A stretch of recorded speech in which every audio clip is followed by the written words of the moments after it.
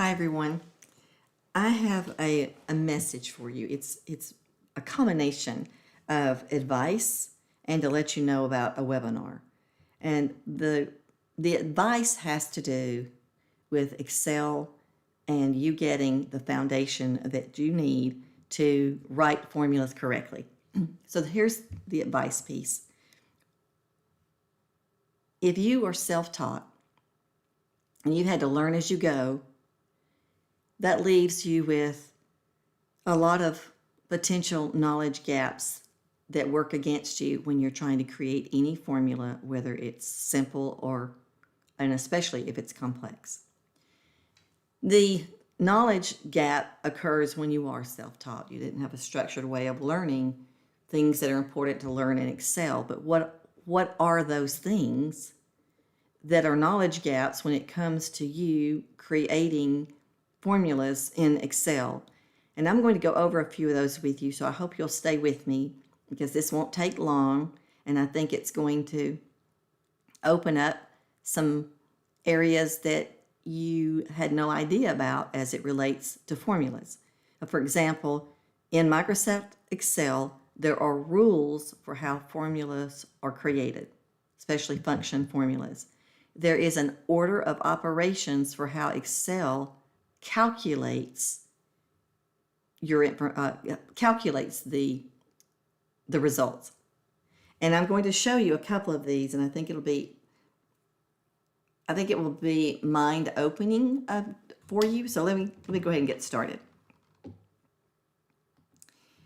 The one I want to cover with you the most out of these rules and formulas has to do with order of operations. But I'm going to back up for a moment. And these basic formulas, whenever I'm teaching formulas in a class, which usually starts in a first level class, like a beginning class, so just to give you some scope of all there is to know in Excel at a foundational level before you can move to that level where you're creating reports and you're creating more formulas, is it starts in part with the rules for formulas.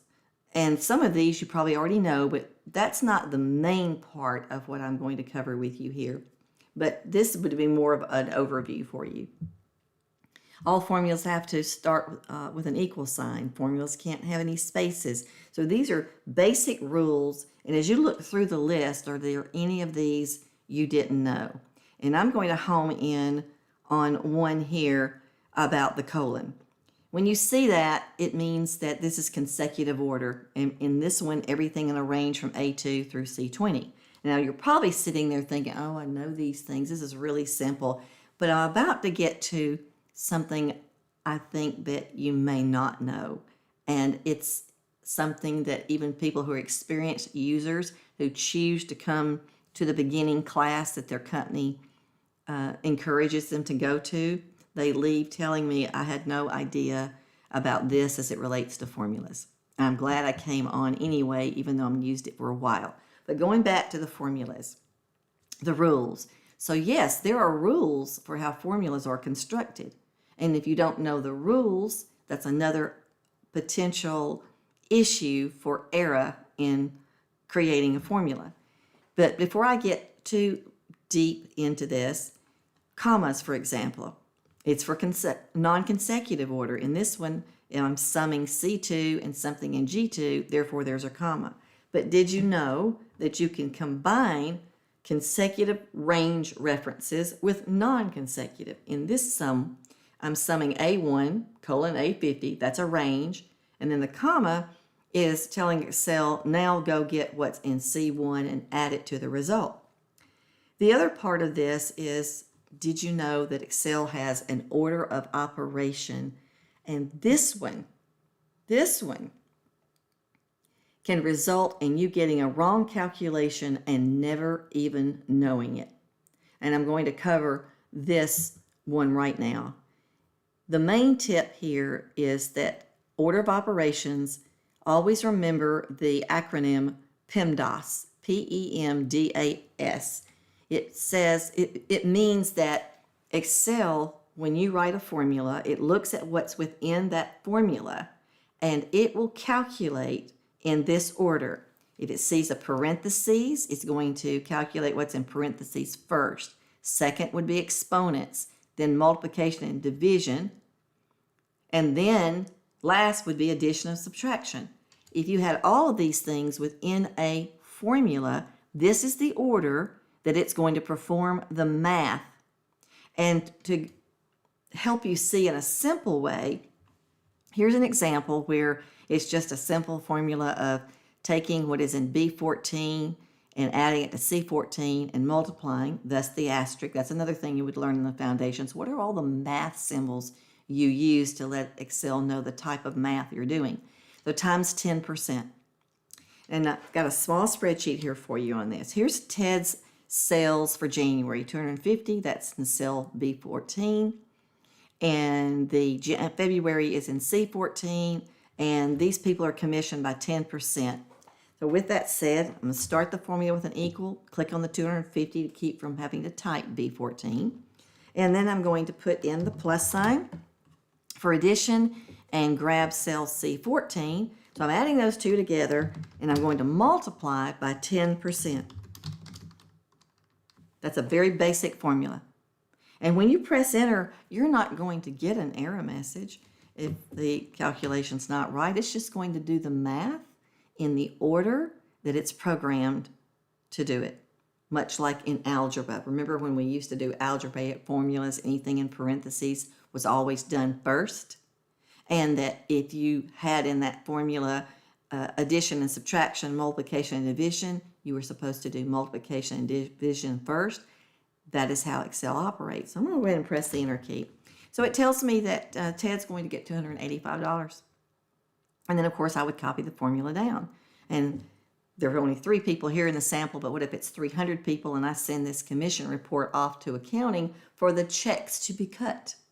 Well, that 285 is not the right commission because Excel is going to do the higher order of math first. It's going to multiply C14 times 10%, get that amount, back up and get the amount that's in B14, and that's what I've gotten.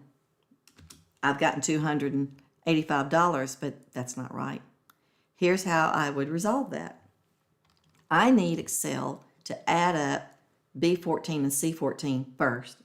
And parentheses would be the higher order, and it will perform what's in parentheses first.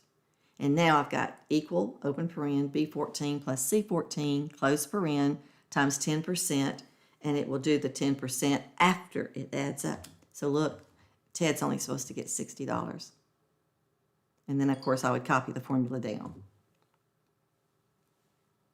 Do you see what I mean? Order of operations is extremely important. But did you know these few little things that I've shared with you? And if you didn't, think how much more you may not know, which is why I have put together this formula writing jumpstart and beyond. Whether you are fairly new in Excel, you don't have much touch point with Excel, but you do use it, or even if you've used it for years, there's probably something you're missing that's going to detour you in your understanding when you're trying to create formulas. And the reason why I call it Jumpstart and Beyond is because we are going to start at the foundational side, which is what I'm teaching you in those 2 things I just taught you, starting with the rules for how you structure formulas. And then learning order of operations. And then from there, we're going to get into writing some different types of function formulas that we sometimes need in our day-to-day work, depending upon what you do with Excel each day. And I want you to give that thought. And in this webinar, you will have a spreadsheet to work with. You will also have a workbook to take with you. And I encourage you to give thought to taking this webinar. And even if you don't, do what you need to do to close up the gaps in your knowledge. But sometimes we don't even know what the gaps are in order to close them up, and that's where structured training helps you out. So I hope you get to attend, and you'll be getting a newsletter from me that gives you the details, and I hope this opened up some some doors for you. Maybe you had some light bulb moments. I hope you had some light bulb moments. And I hope you learned something just in this quick video. So I hope to see you in the webinar.